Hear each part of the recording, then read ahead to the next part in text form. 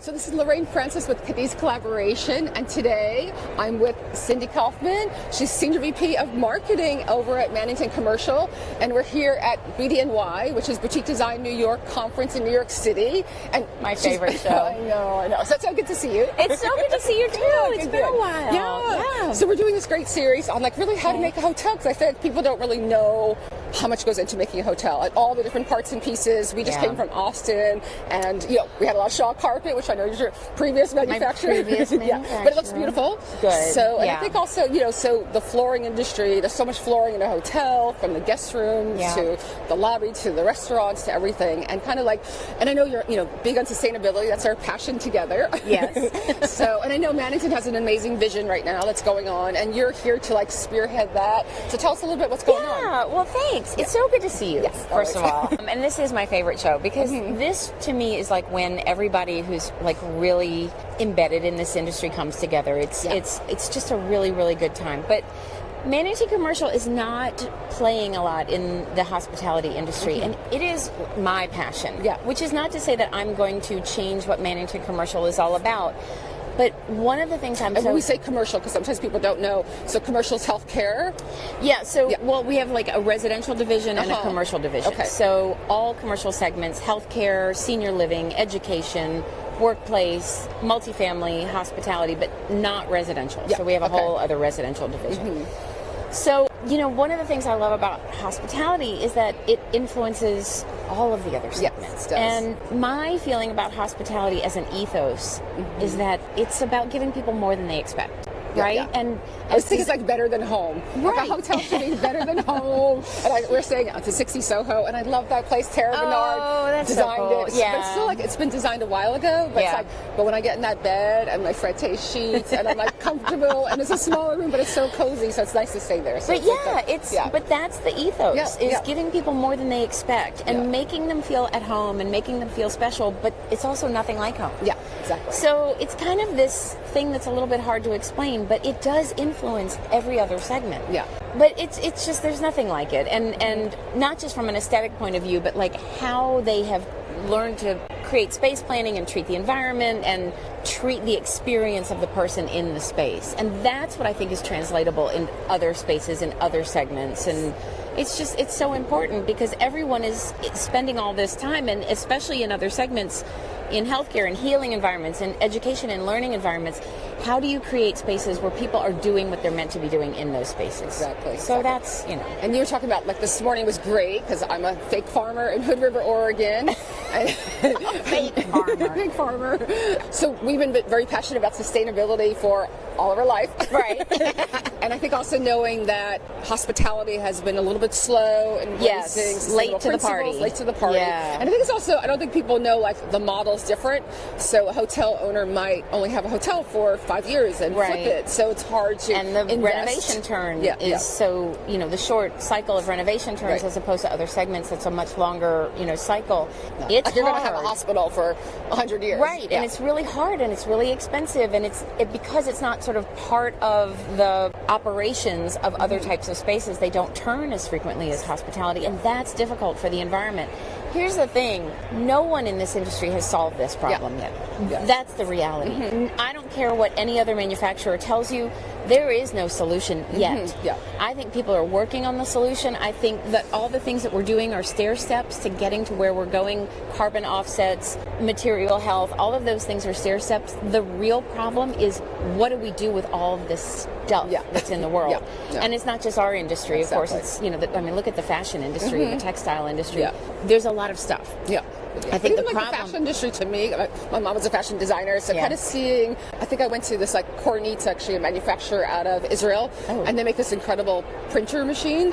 So kind of that whole idea of you could just print the line and do it all digitally, so you're kind of limiting all the waste, and you're just cutting. That's really cool. But the problem is what's already out there. And as fashion continues to just pump things, more clothes, more buy this, what do you do with all the other stuff? So there's no good way to take it back. There's no good way to really do anything with it. So the industry has a problem.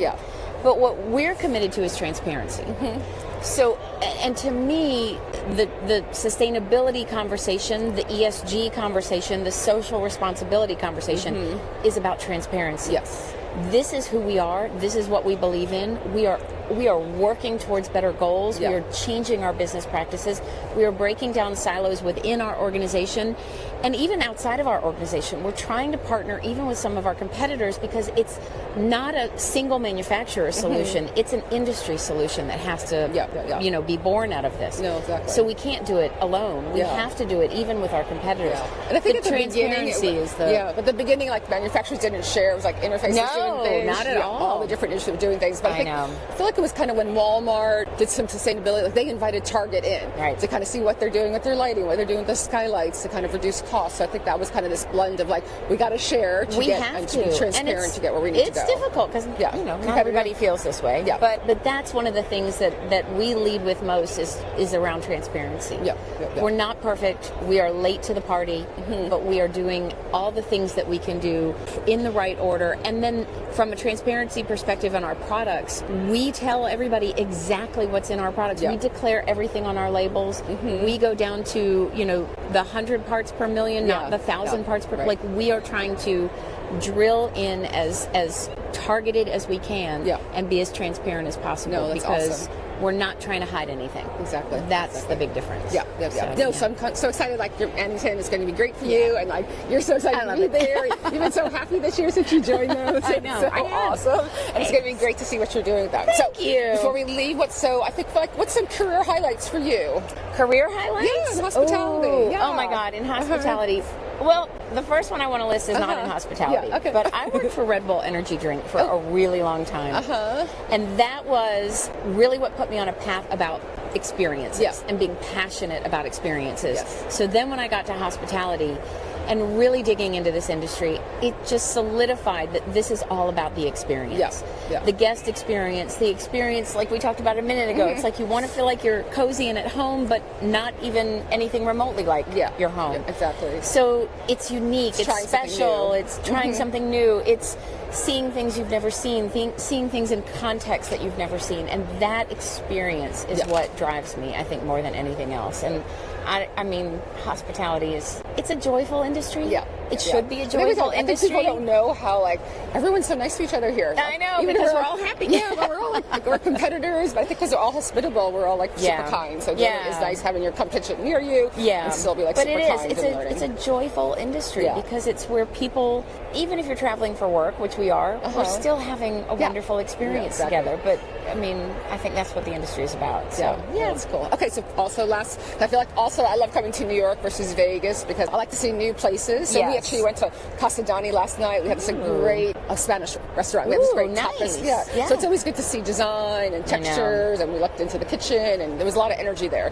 So favorite places in New York or hotels or restaurants kind of visiting? Favorite hotels? I mean, one of my favorite restaurants of all time is Frenchette. I never get tired of Frenchette. I couldn't get in last night. I had a great dinner, but it just, there's something really sweet about that restaurant. The food is amazing, but the environment is special, but it also just feels super cozy. And I love cozy. So that's probably my favorite. The Refinery Hotel has always been pretty spectacular. I remember when that first opened, I loved going over there. I know. And I'm at the Hugo right now, which is not new, but it's super comfortable, and I'm really enjoying it. I think of a good hotel that I like here. Most of my favorite hotels are not in New York. No, but then where's your favorite hotel? Oh my God. My favorite hotel ever? The Post 1898 in Ghent, Belgium. Holy moly. That's I mean, run, don't walk. Not even kidding. The best. One of mine is actually, I did a 50-mile trek over Salcantay Pass to Machu Picchu. And I was completely dirty, and then I actually stayed in the Sacred Valley. So, and then it was a luxury collection. Nice. And I remember walking in with like a small backpack, and like my room wasn't ready, but it was like designed by this Argentina architect.